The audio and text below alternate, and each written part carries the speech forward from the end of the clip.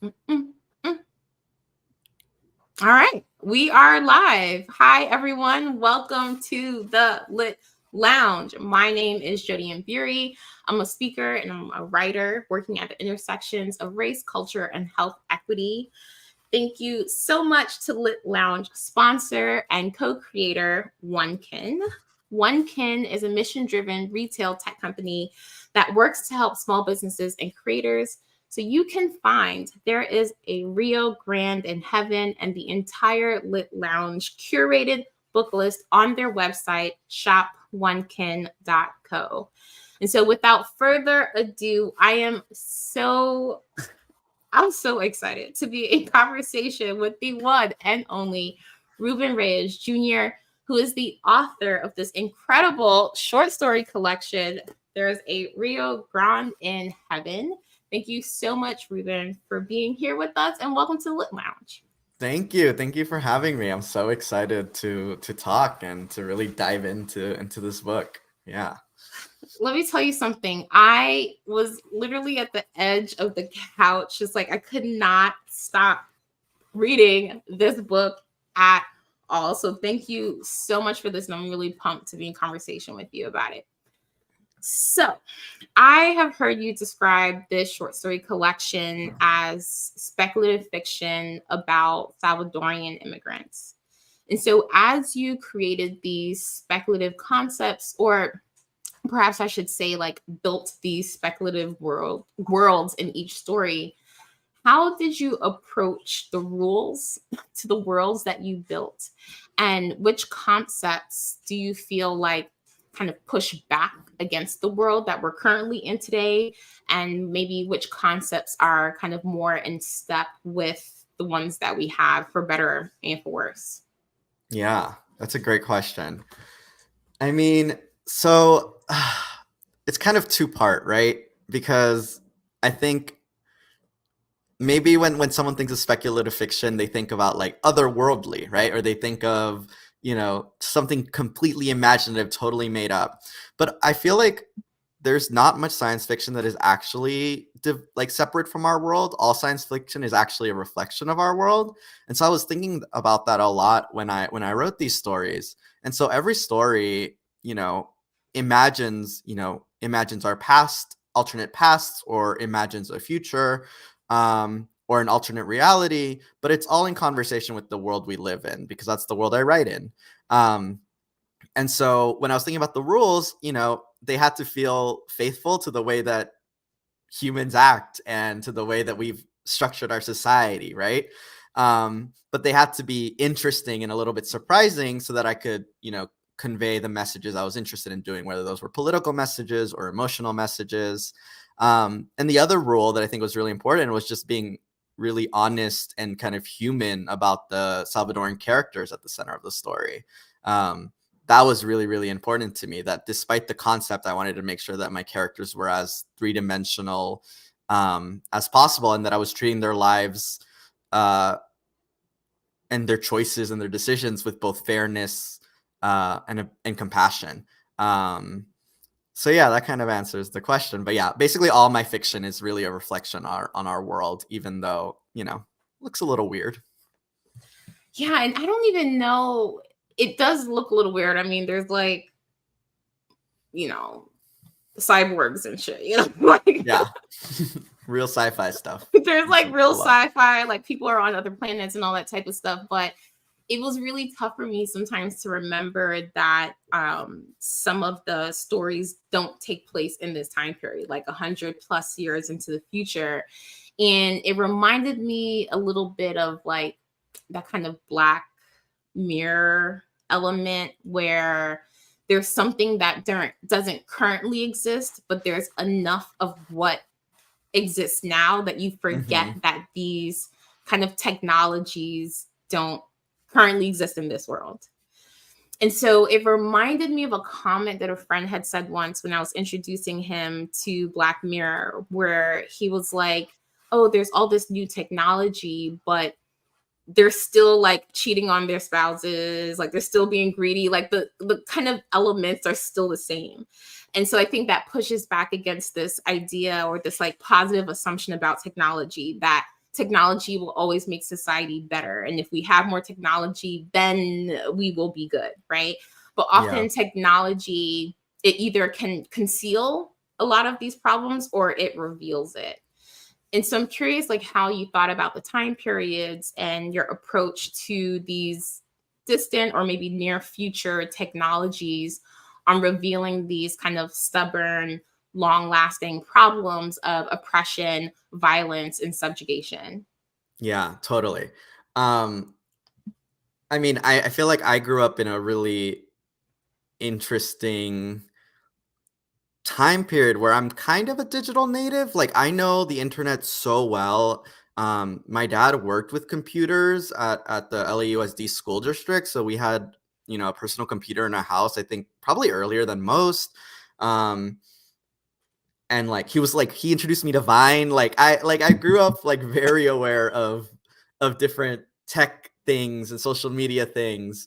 But at the same time, I like have memories of VHS tapes and, a less online world. And so I think that has all made me kind of technology skeptical, in that I love it and I rely on it. And like, I am definitely addicted to my phone, but I'm aware that that's an issue and I'd like love to not be. And I don't think that technology is like an instant silver bullet. It's not going to save our problems. I actually don't think like a lot of these big societal problems are going to be solved by creating this like perfect tech to solve any issue, right? Obviously, technology has helped us in every realm of our lives. But you also need to have like a human desire to help each other and a human desire to put community and people's well-beings above profits, which we don't have as a society right now. There's a reason why like tech moguls, I think, have gone from being seen as visionaries to being seen as little bit as supervillains, because we've realized that, if the development of technologies and like this desire to make the world better, doesn't actually prioritize that, isn't willing to sacrifice some profit for that, we're not going to get there. And so when I was writing my own technologies, I wanted to kind of honor that dynamic. I don't know. I'm curious to see what people think. I don't think I come off as like tech negative in any way. Like, I think I try to show that some of the tech I've written about or created is really enticing. And I think that's what I love about Black Mirror, right? You can see yourself engaging with the tech that they've created too. And I feel like I do something like that in my stories. But I just hope that based on what happens in the stories, people can see the pitfalls, right? Of searching for salvation or searching for something that tech can't give us. Yeah, I don't know. I'm just really interested in this question in my own personal life. And so it finds its way in a really kind of exaggerated way in the stories, for sure. Yeah. I think a lot of conversations too about our current tech moguls or tech titans, or the image of the person who quote unquote created the tech, even though there are like hundreds of thousands of people that are behind these technologies, right? I see that a bit reflected. There's this one story in the myth of the self-made man where there's the corporation called, is it Diaz Manufacturing? Yeah. And like in our current conversations about these tech titans, they're like, well, if our people had these technologies, if we were in charge, then we wouldn't do any of these terrible things with technology. And I feel like that story kind of pushes up against the limits of representation, right? Like all skin folk ain't kinfolk, right? Yeah. And oftentimes we can use identity as a shield to kind of exact those same structures of racialized violence through technology. Can you speak about the conceit of Diaz Manufacturing? Yeah. Diaz Manufacturing appears in a story called The Myth of the Self-Made Man, which the frame story actually follows a researcher about 150 years in the future, looking back at an alternative moment of our history in which kind of domestic cyborgs are a product that you can purchase. And Waltario Diaz is a the child of farm workers who then went on to be kind of this tech billionaire and basically made money off these cyborgs. And as the story goes on, you realize that it's actually a little bit more nefarious than it seems on the surface. And his character for me was just kind of came out of this big question about social mobility that I ask myself a lot. And that reappears in a lot of the stories, I think. Like probably like 3 or 4 of them are, amongst other things, about social mobility. And it was exactly what you're saying, because, you know, I think it's easy to assume that because someone comes from a certain background or has a certain upbringing, they will, you know, just grow up and do whatever they do with compassion for the kind of community they came from. And that's not always the case. You know, sometimes on the way up the ladder, you're transformed in ways that can be kind of negative. And that's kind of what that story is about. Obviously, the title is to play on this idea of the self-made man. There's like arguably 3 self-made men, metaphorically and literally, in that story. And they were a way for me to basically represent how difficult it is, like to socially ascend, and that it's also not wholly good. I wanted to show that there are pitfalls to the American dream. Yeah, for sure. I think to that point of, and this is question that's been haunting me, like mobility to what end? Like, what is the cost of migration? What is the cost of this American dream?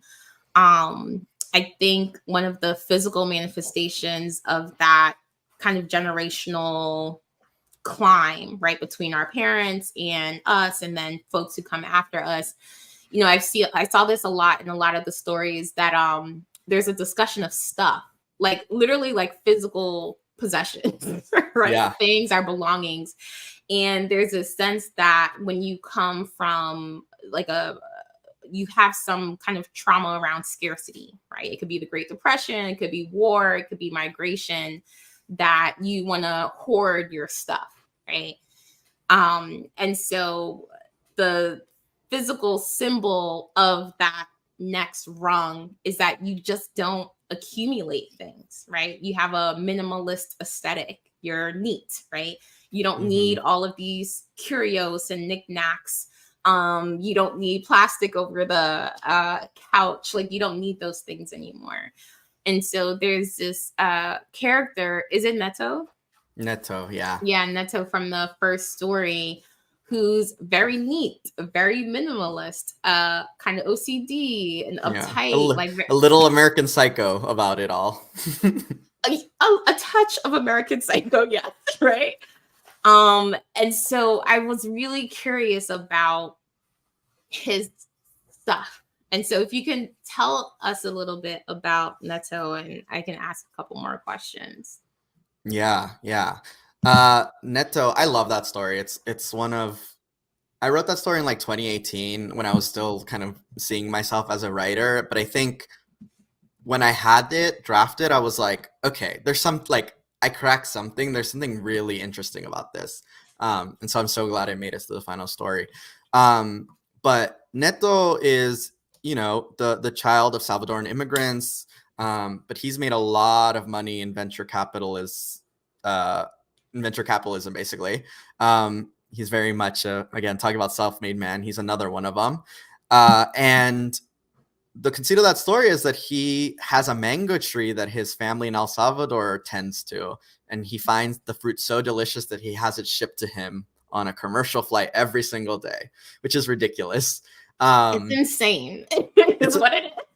It's an insane concept, and it's an insane thing for him to do. But in the world of story, he does it. And he can do it. And you know, it was my way of imagining, you know, like, what if we push this like ability to accumulate wealth to an extreme? What would you do with that? And you do things that are really weird and nonsensical. But as far as the question of stuff, right? Neto is, like you said, is very minimalist. He has like nice Danish furniture that isn't very practical, because he grew into a world that valued those kinds of things, right? You know, all of these things that we take for granted, right? What your apartment looks like, or or your relationship to stuff. It's all class-based, right? Even if we may or may not acknowledge it. And so, you know, for me, the difference between Neto and his parents was a way of showing that difference, showing this kind of growing gap within them, between them, which, you know, I won't give it away, but leads to a little bit of a horrific climax, where Neto really loses sight of what matters and of where he came from. Yeah. It's also like that story in particular is also like a critique of consumerism, which is something I think a lot about, because I feel like, is there anything more American than that? You know, it's an impulse I see in myself that I try to fight back on unsuccessfully. Anyway, yeah. Yeah, no. There's this part where you write, it was the opposite of the clutter his parents kept at their home when he was growing up. The kind that accumulates when the ghosts from the third world prevent you from throwing anything away. Yeah. And so in the margins of my own copy, I wrote, opposition is still inheritance. Right? He's still carrying the baggage of his parents and that migration story. I'm curious what you think, or what you would say his baggage is that he's still carrying despite his remove of the world and the class dynamic that he grew up in. Yeah, that's such a great way of putting it. I think that's totally right. I think Neto, like many people, I think, who are quote unquote upwardly socially mobile, I think imagine that they can someday fully break in, right? And just like be amongst the elite, be amongst the people they wanted to be among. And I don't think it's that straightforward, right? Because no one exists in a bubble, and your family is your family for a lot of people, including Neto. And so what I think he kind of inherits from his family is where they came from, right? The fact that they did leave El Salvador in search of a quote unquote better life, and that they were able to give him that. But it came with all these sacrifices and these kind of misunderstandings. You know, I think the story makes really clear that Neto has grown and developed in a way that has separated him from his parents and his family in El Salvador.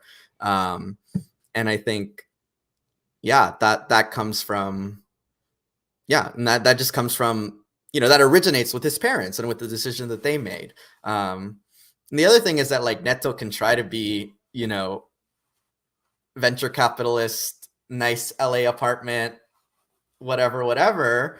But he won't ever fully be that either, right? Because he comes from where he comes from, and he's different than a lot of the people in the industry that he works with, which isn't on the page as a big part of the story, but it was definitely something I was thinking about in writing his character, or in writing like a scene that takes place at like a alumni reunion thing where he's like, wow, everyone here is old and white and I'm not.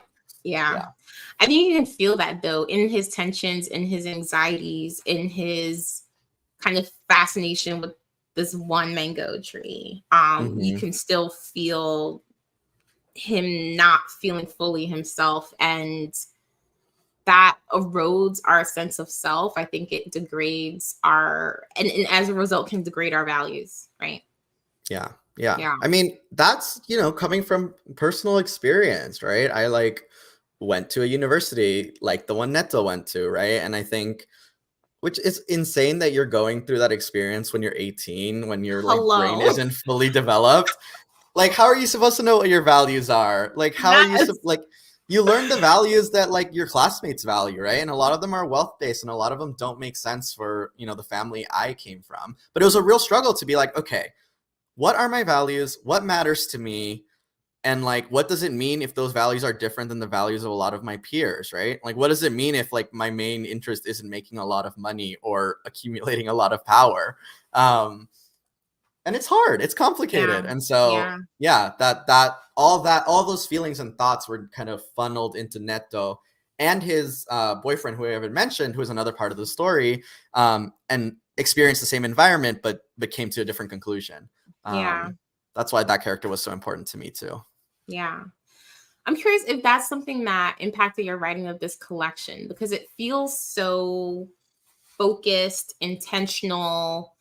There's a richness in describing kind of Central American migration, Salvadorian immigration specifically, that in your own writing journey, I don't know if that voice was in your head of the institutions that you came from where I came from, of like, you can't write that.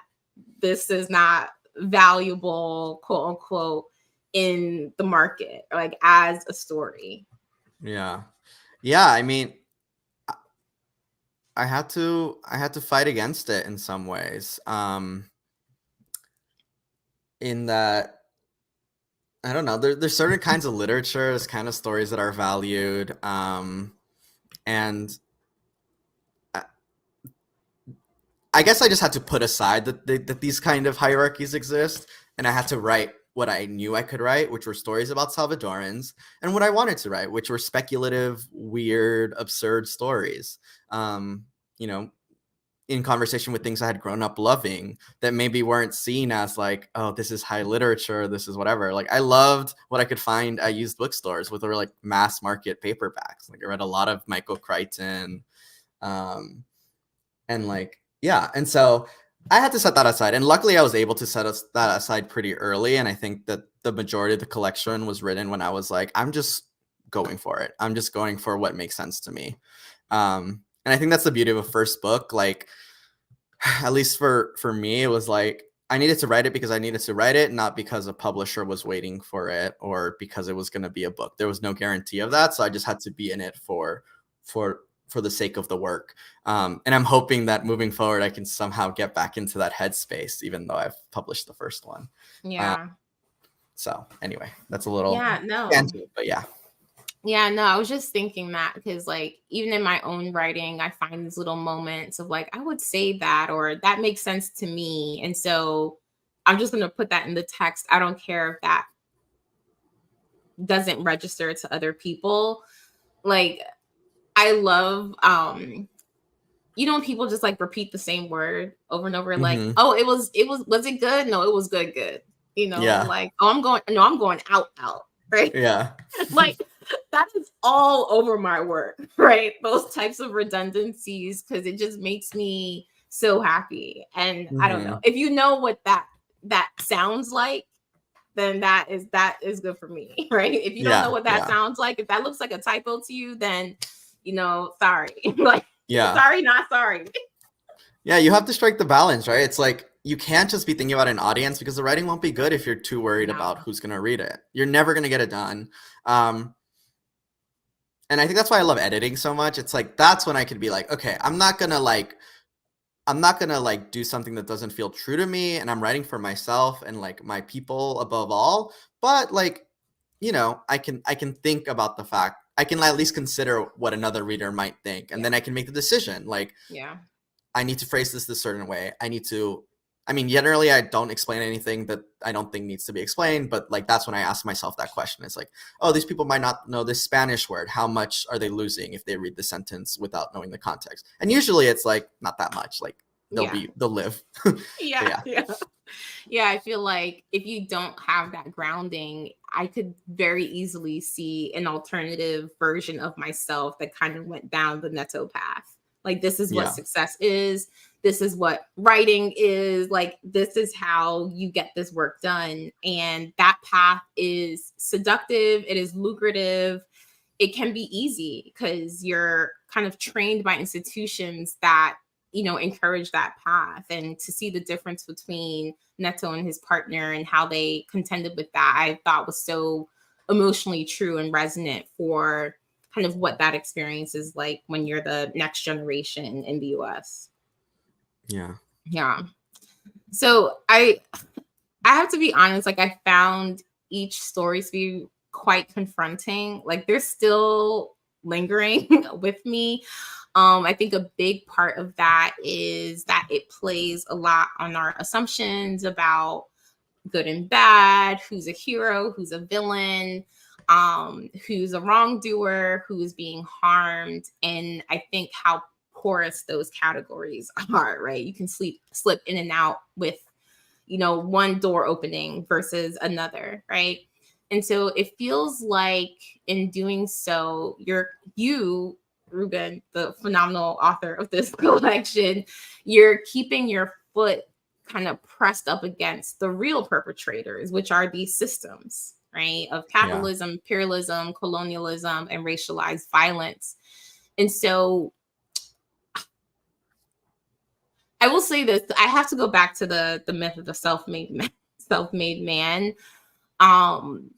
There's this way that the structures of these cyborgs and domestic workers can kind of take these concepts, and you can see how it plays in our everyday lives. And I think there's this really poignant discussion about the limits of liberalism, right? And the ways that some of the most well-meaning progressive people might care enough to ask the right questions, but will not act on those answers. Mm-hmm. And so can you talk about that button that you're pressing there and how you see that idea being a response to the time within which you wrote and revised that story? Yeah, that's a great question. And I love that you got the sense that I was writing about systems, because that was really important to me. I wrote an essay about this, a little bit about this, a couple of weeks ago that's on LitHub, because so much of fiction writing is about the individual, especially literary fiction, which I love and have loved for a long time. And there's something really empowering about the kind of books that are just character studies, or that kind of tap into someone's consciousness in a really empathetic and kind of full way. I think those books are the ones that have made me feel like least alone in the world. And so I think this focus on the individual character is really important. But I worry that sometimes when fiction is just about that, we kind of lose sight of the world, right? And for me, wanting to tackle things like immigration, wanting to talk about the world and its problems, required me to turn my focus as much as possible to systems. And so it was a hard balance to kind of balance the structural and the individual. One way I did that in The Self-Made Man, I think, is by just allowing space for a lot of different voices and a lot of different sources. The structure of that story is there's kind of a traditional story, and then there's like these kind of archival, I'd call, like, documents that tell the other part of the story. And I think the kind of kaleidoscope of those different kind of voices allowed me to be like, no, this isn't just about the self-made man, or just about the researcher, or just about Walterio Diaz, right? This is about a world that encourages and allows kind of capitalism to run rampant at the expense of human lives and human safety.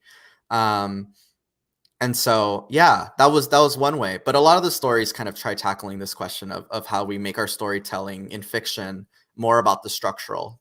It's something I was really interested in. There's a choose your own adventure story in there, and that one was very clearly about that.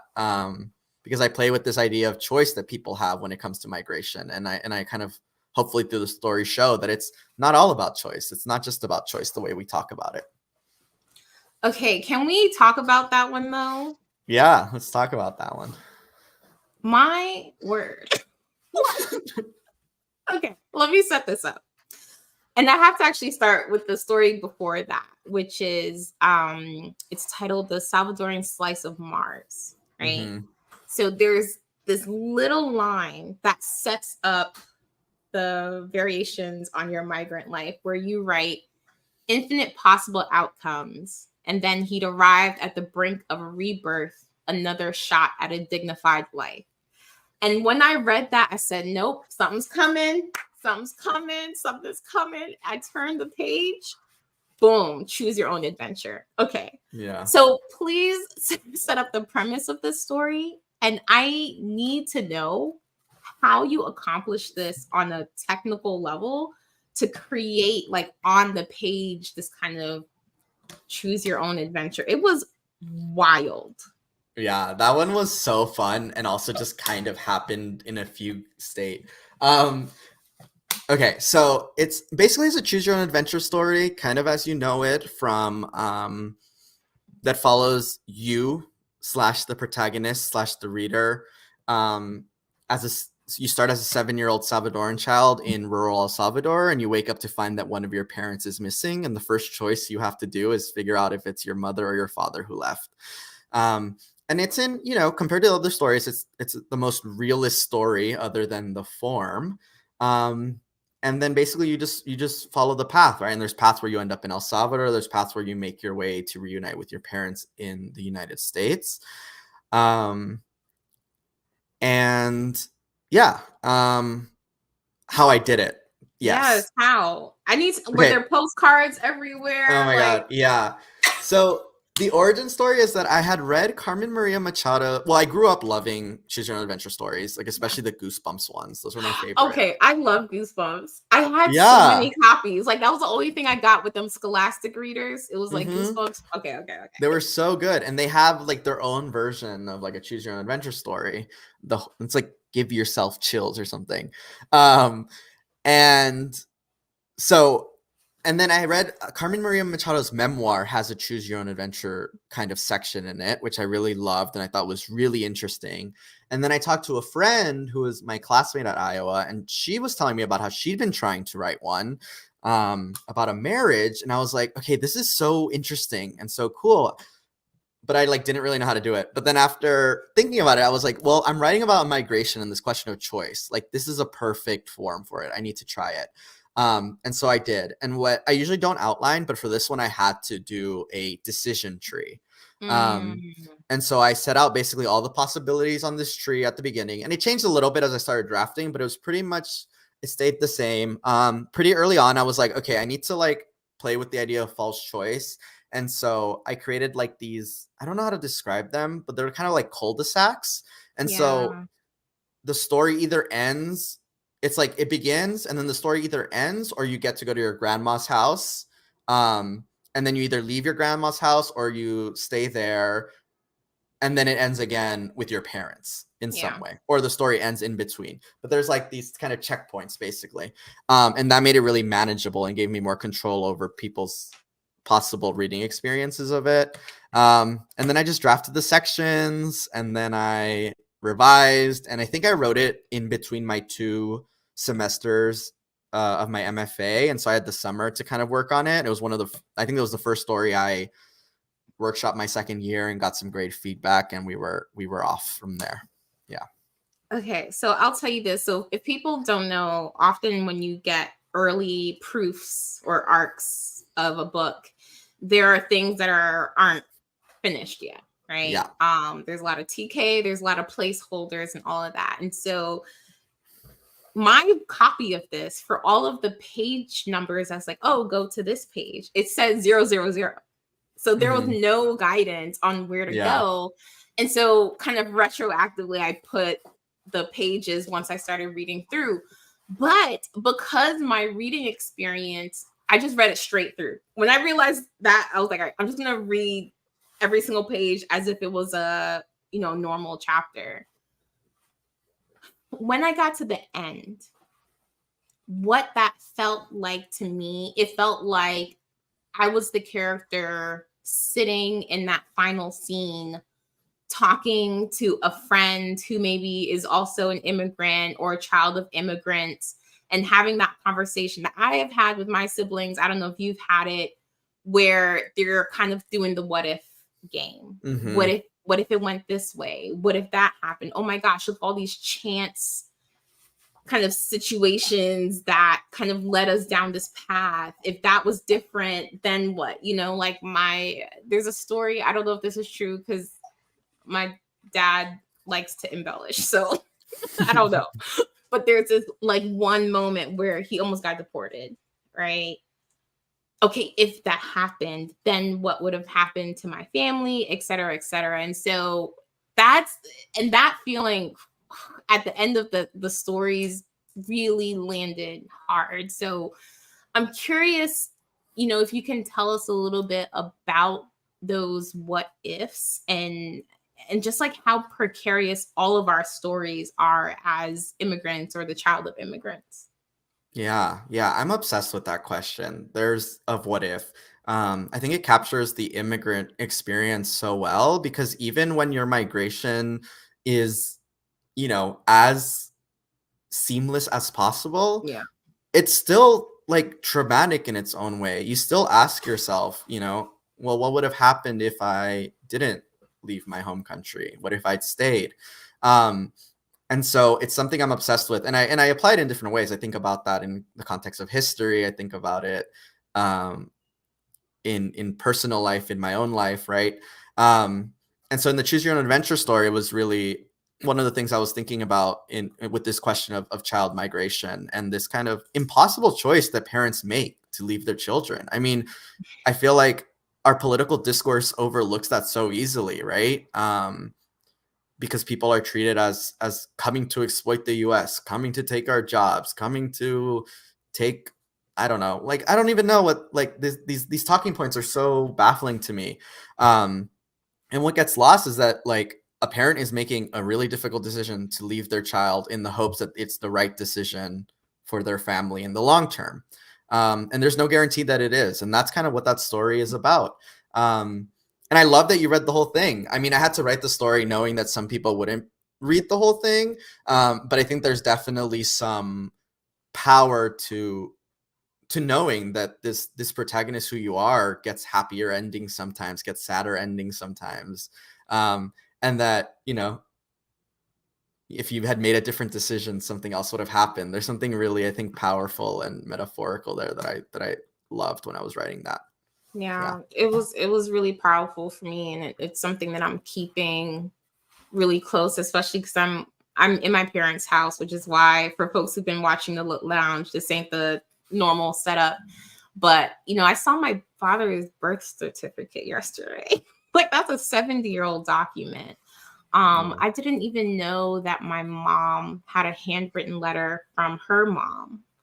And I saw, like, my grandmother's handwriting for the first time, and kind of living in those stories and just being with family who migrated at different times than we did. And most of my family didn't migrate. Most of my family still lives in Jamaica. And so that kind of what if is always sitting with me, and to experience that in this type of structure, I think is so powerful, magical, and like something I hope that other immigrant readers will, I don't know, feel seen in some way. Yeah, I hope so. I hope it captures. I mean, the thing about fiction, right, is that it's all made up, but you want to capture the truth in some way. And all these stories are my best attempt to capture something true about the immigrant experience, in my own way, right, at an angle. Because that's how it made the most sense to me. Yeah. So I think, in speaking of these alternative histories and these what if questions, we can't not talk about Selena, right? Yes. I would love for you to tell us about her alternate history and why it was important for you with these kind of interstitial stories to tell alternative histories for this book. Yeah. There's this kind of repeating set of flash fiction stories in the book that have the same title, which is an alternate history of El Salvador, perhaps the world. And one of them is about Selena Quintanilla, who was tragically killed very young. And the story asks, what would have happened if she had lived? And on one level is a way of writing about her, who is this, like, kind of iconic and legendary and kind of mythical figure for I think Latinx people in general, but especially Latinx writers. There's a lot of really cool books and poems and works of art about her. And so I definitely wanted to participate in that and to think about her. But it was also my way of honoring her, of offering her a little bit of kindness because she got to live.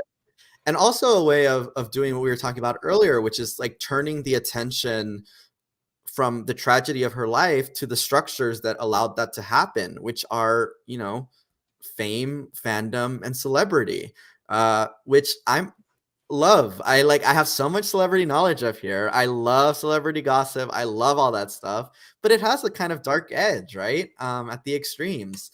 And that story was a way of yeah, thinking through her story and her legacy, while also being like, okay, but the circumstances that led to her death are things that still kind of plague us today. There are still people trying to make a buck off the tragedy of someone's life.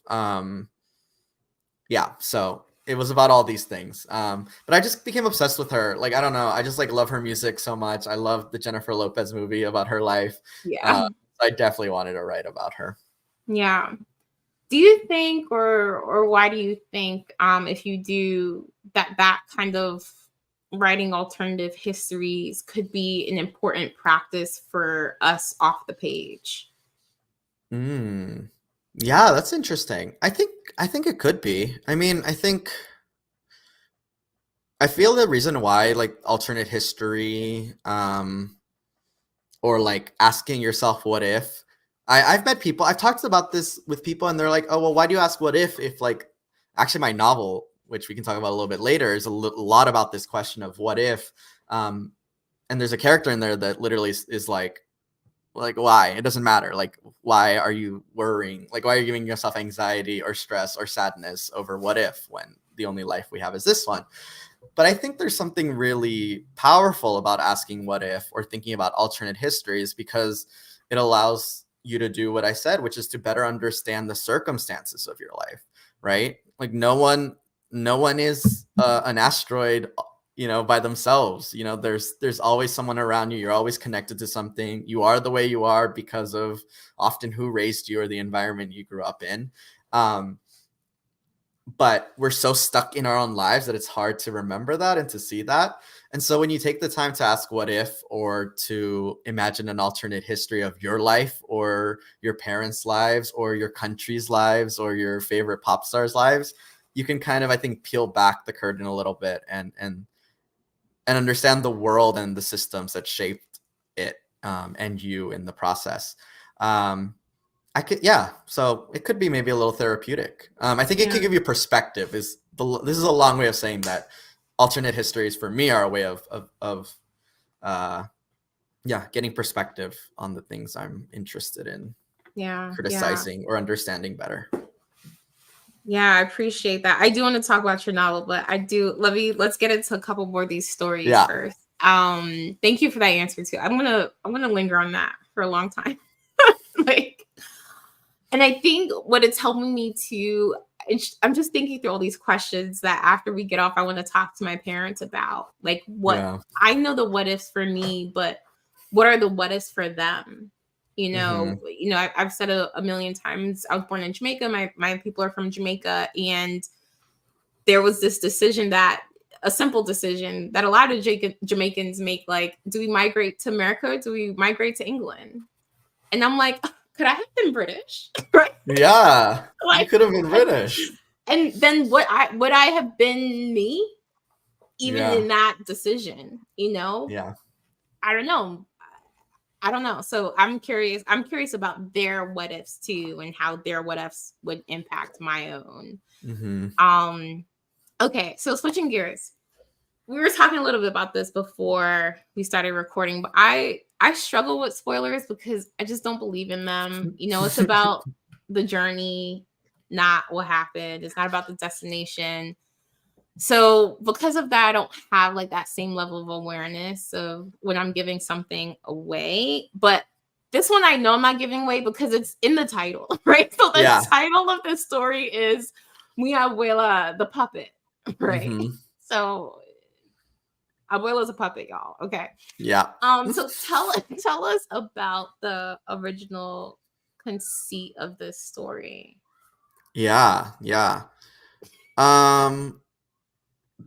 Mi Abuela the Puppet is also, I don't know, 2018 was like a crazy creative year for me. I think that story was drafted around then. It was the first short story I ever published. I published it online with the Florida Review. But it was originally a reflection on kind of my own experience watching my grandmother age. And then she has Alzheimer's, which is its own kind of very specific and very difficult illness. And in the story, the transformation that happens is literal. The grandmother in the story becomes a puppet, but it was my way of reflecting on my kind of grandmother's condition. And so that's how it started. Yeah, I think I just looked at her one day and I kind of had the image, which is kind of weird to admit, but that's just how it happened. But the story allowed me to kind of process some of the pain that I was going through in those years. And to also ask this big question that I was asking myself, and that, I mean, we're still taking care of her. Like we ask ourselves even now, which is, what does it mean to take care of someone? And yeah, I love that story. It's short and sweet and extremely sad, but it still has a really special place in my heart, because it is it's a pretty personal one. Yeah. It has a different tone than the other ones. I did pick up on that. And there's something haunting about it, but still really tender. And it picks up on a recurring motif throughout the book of these human transformations, right? So we've talked about the cyborgs, we got the puppet. There's a story about a metamorphosis of waking up and you are a reggaeton artist.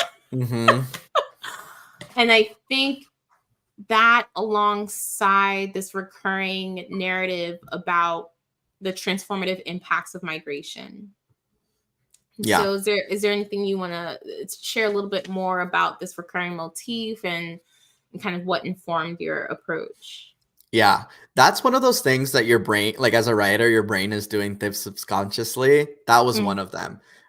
Because, a story collection, especially, you're writing things kind of in a vacuum at the beginning until you start thinking of it as a book. And when I was putting the stories together, I was like, oh my God, there are like at least 3 literal transformations. Like, this is a running thing that I do, which I had never noticed. It was so weird. And then I have to be like, okay, so can I put 2 transformation stories next to each other? Do I have to spread them out? Like, I started asking all these questions. But the more I reflected on it, I think it's just like, I don't know, it's just like an apt metaphor for me. It's like how I process the world. I mean, I think everyone, goes through their own, obviously the transformations aren't literal, but they go through a number of transformations, right? At the very least, just from aging, right? From being a high schooler and being under the control of your parents, to then going off, often to college, or, becoming an adult and having like legal independence. Maybe you move to a new city and that transforms you in a new way. And so there's like all these ways that we're constantly being transformed. And to kind of capture that kind of emotional experience, I wanted to make it very literal. So the transformation of aging, like I said, in the abuela story, the reggaeton transformation is also about kind of class and power and fame. So I don't know, it just like it just worked for me to, like, by making it literal, I could kind of confront the various transformations I saw in my life or in the lives of some of my friends and family. Yeah. What's interesting is you say that too, just thinking about the ways that we transform, but in the ways that the systems themselves and the institutions don't. Like these forces are still the same, and we're the ones that are being changed, and we're the ones that might have, and this is a deep cut if you read the book, right? High agency or low agency, right? Within the structures, within the programming. And so that, I think, is, I don't know, that just hit me too. It's like, we are changing, but the systems seem to be pretty sturdy. Going back to like your, I guess, first question, right? Like that is one of the rules that I took. Like I made that decision early on. I was like, okay, these stories are about capitalism as we know it. Like I'm gonna assume that in this future world, capitalism exerts the same pressures and that people still struggle with it, right? Maybe someday I'll be like interested in writing like, what does a world look like post-capitalism? But right now I'm really interested in just being like, what does the next phase of capitalism look like? Or what does capitalism look like when there's a Latino CEO in the house, right? Which are questions I ask about our society today. But fiction allows me to ask it in a more exaggerated and kind of absurd way. Yeah. There's part of me that feels like, did Neto work at the Diaz manufacturing at some point in his rise? Like, I don't know the timelines of each of these stories, but it got me thinking of maybe in the process of writing that some of these stories are in the same world as each other, that maybe there are ways that the reader can pick up on, or Yeah. maybe you're responding to the same things and it's just manifesting in different ways. Yeah. That's so interesting. I think they happen in separate worlds. Like, I'm pretty sure about that. Like, I'm obsessed with this idea of like the multiverse. So they're like, I think different timelines, different worlds. But I think definitely they're all in conversation with each other. And I think that what you're maybe picking up on is the fact that, I mean, this is true of any writer, right? Like, my worldview is so at the heart and the concrete base of these stories. And so, even though I'm writing about a very particular technology, right? In like one we haven't talked about, Sync a Life, right? Or maybe we did talk about Sync a Life. I don't remember. Where the technology, it's another robot, and it's like to bring back a deceased loved one. Even though that technology is totally different from the self-made man technology, the kind of basis is the same, right? It's like these companies that are willing to exploit different people for different reasons. But that kind of assumption is the same in both of those stories. And I think that just comes from my own perspective as a writer, but more importantly, kind of my political position that that's how our world functions, and it's not going to change all of that dramatically in the next few years. But now, having this conversation, I'm wondering, like, what does it look like if I can actually imagine a total shift? I don't know. That sounds tough. It feels tough to me, but maybe one day I'll tackle that. It's hard, but I feel like the structures of that thinking are already there. What are these alternative histories? What are these alternative futures? Yeah. And yeah, it's tough. I find the limits of my own imagination, though, when I start going through that exercise. I also am like, it's kind of less interesting to me to a degree too. Yeah. Because I feel like if I wrote a story about a utopia, for example, and if it was a true utopia where everyone's like super happy, like there's no tension there, right? Yeah. And it doesn't necessarily say anything about our world because we're not living in that utopia. I'm sure there are ways of making that interesting, probably, and exerting some tension. But for me as a writer right now, I'm more interested in basically like distorting our own world through these stories. That's really, like, I think about it not as like a reflection, but a refraction. Like when you look at it like a dirty car window, like your reflection's a little blurry and it's you, but you're like, that looks a little weird. That's kind of how I think about the way I'm representing the real world in my speculative worlds. Yeah, I felt that really with and I was tripping up because my mind was like, oh, when there's a climate collapse or there's climate disaster and everyone goes to Mars, is the Black and brown folks who are going to be left behind, even though we are, and the communities that we come from, we are not the enactors of all of this human created violence against the planet. But we are first and most disproportionately impacted by climate change. And so in this world, the idea is that people who are closest to like these problems are closest to the solutions, right? Like we are at the forefront of what is happening with climate change because it's happening in our communities first. And so when I was first reading this, I was like, oh yeah, all the Black and brown folks got left behind and all these white people are out here just off to Mars and leaving us alone.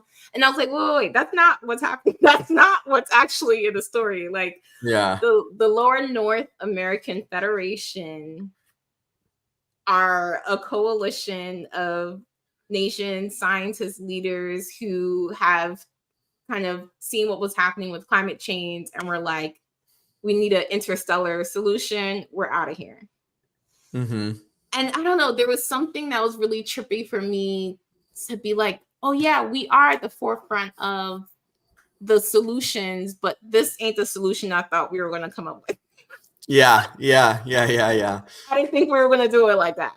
Yeah. I mean, when I was writing that story, I was really, well, first of all, I love Ray Bradbury has this book called The Martian Chronicles, which is just one of my favorite absolute books that, yeah, thinks about Mars. And what like life on Mars might look like. I love any big kind of sci-fi movie with some with a space moment in general. Like one of the Fast and Furious movies, they went into space. I think the ninth one. Yeah. Oh my god, I was there. I was like, this is for me. I am the target audience. So I'm obsessed with like this whole world. So I wanted to write something that took place in space. And when I started thinking about it, I was like, okay, so like, what is interesting? What is surprising? And it's like, okay, what if like the colonized, quote unquote, colonized, you know, Latin American countries banded together to colonize Mars? Like, what if they got ahead of it? And that's kind of what happens in that story. It was also the summer. That's the earliest story. I think it was like the summer of 2016, and Trump was like making his bid for the presidency, and they were like, we're leaving the Paris Accord, and like climate change is not real, and it's like not proven science. And it was just like Latin American politicians have their issues, but like to be, and I'm sure there are some anti-climate change ones down there, but the ones I'm hearing from with the biggest platform are these kind of mainstream American politicians. And so I was like, so what if we do completely ignore it and the rest of the world doesn't? What does that look like? And then it allowed me to set up the kind of real issue of the story, which is about detention and citizenship in this new world. And it was my way of also, without giving too much away, of looking at this question of like inner Latino kind of conflict, which is something that I think is actually in a lot of the stories, but that I didn't see growing up represented in literature too much. I feel like a lot of the earliest Latinx literature I was reading was more about Latinx people's kind of confrontations with white culture and white society and those pressures, which are really real, and I've lived them, and I totally think about them all the time. But when it came to writing my fiction, I was interested in how we kind of fail each other as a community. And that story makes that issue very literal, and sets it with the stakes of a Martian detention center. Yeah. I love that. It was giving me vibes of when a group of Black Americans went and colonized Liberia. Like it was giving me a lot of Liberian history vibes. And kind of getting into those, I mean, this happens in space, but getting into some of those dynamics, it was just, I don't know, it was making me scratch my head really like, damn, how do we break out if we are reproducing these oppressive systems, right? But in our way, but structurally it's still sound, right? Yeah, totally. So you did mention a novel. I know you have a novel in the works. Yes. So I'm curious what are some of the overlapping themes, if any, from this collection to the novel that's coming up? Yeah. My editor read the novel. We've been editing it, and she said that it feels like a great follow-up in that I am tackling some of the themes. So we're gonna trust her judgment. I guess I'll just the novel it tracks what we've been talking about, this kind of what if. It tracks the lives of two Salvadoran families over alternate histories of the Salvadoran Civil War, one where that happens in our world, and one where the guerrilla is basically successful and comes into power. And it hinges on the life or death of this guerrilla soldier. But it's also a love story. It's also a breakup story. It's historical fiction, but it's also sci-fi. There's this speculative technology that allows you to watch basically what ifs, but leaves it up to your interpretation. And so this question of like, how helpful is technology? This question of, are we able to free ourselves of our own histories? This question of what if, like what if my life had happened differently? It's all in there. It's kind of this obsession I keep returning to. It's just through a new venue, and through a novel, which is totally different than a story. But I think, yeah, I think people who've read the stories will pick up the novel and be like, yeah, same writer, same obsessions. He loves asking this question. No, and I think we readers are better for it. And so I'm really excited for that novel coming up because it sounds fascinating and I honestly think can only come from your mind. So thank you so much for giving us a little peek into that. Yeah. And final question, I'm curious, what do you hope for as more readers find this incredible short story collection, There is a Rio Grande in Heaven? Oh my gosh. I feel like, I mean, it's already been such a dream. I feel like you could only imagine, writing is so solitary for the most part. And like I said, to finish the book, I had to imagine, like, I couldn't think about it ever being published. I was writing it for me. And so hearing from people is just like mind blowing and amazing. I think my hope is, I'll say two part, one part, which has already started happening, which is amazing. I wrote this for who I was as a child, this kind of nerdy Salvadoran kid. And I wrote about El Salvador and about the things that I knew to be true to my life. And so hearing from Salvadoran writers has been really or writers and readers has just been amazing. And I hope that that continues happening. Because I think there's a real power in writing our histories and writing about the place that we're from. So there's that. And then the other thing I hope is that people will take the kind of politics and the messages in here to heart. You don't have to agree with them. You don't have to agree with my outlook on some of these issues. But I hope that you'll think about it, and I hope that you'll ask yourself, really, to me, basic questions about, like, why is immigration not treated as a human right? Why do we make it so difficult for immigrants to get here and then also to build lives here? Why do we assume that people who leave their homes are doing it to be exploitative or opportunistic? Like, why don't we assume that it's because they have no other choice? And so this, it's an election year. I'm thinking a lot about this issue, and this collection was my way of grappling through these issues over the years about immigration and its stakes. And so I hope someone will read it and, at least, give me the chance to hear what I'm saying, think about it, decide how you feel, and if you feel so compelled, do something about it. Yeah. Anyway, yeah, those are my two hopes. Honestly, in your acknowledgments, you write that for a long time you didn't know that Salvadorians wrote. And Yeah. it, I'm not Salvadorian, but we sit together, right? So I feel like so excited as your collection finds its place in the Salvadoran literary canon. It's an outstanding collection. I'm just so proud and excited for what this will do in the world. Yeah, thank you so much. And thank you for such a generous and thoughtful read, and your questions have been just great. And yeah, I'm thrilled that it's out there. And I love that this whole crazy journey has allowed me to connect with people, including you. Yeah. Well, thank you so much. Where do you want people to find you? I am on socials. I am on Twitter at Ruben Reyes. I'm not there that often these days. And I am on Instagram at Ruben Reyes _JR. So people can find me there. Well, thank you so much for being at the Lit Lounge. You can find There is a Rio Grande in Heaven at oneKIN at shoponekin.co. Thank you so much for being here.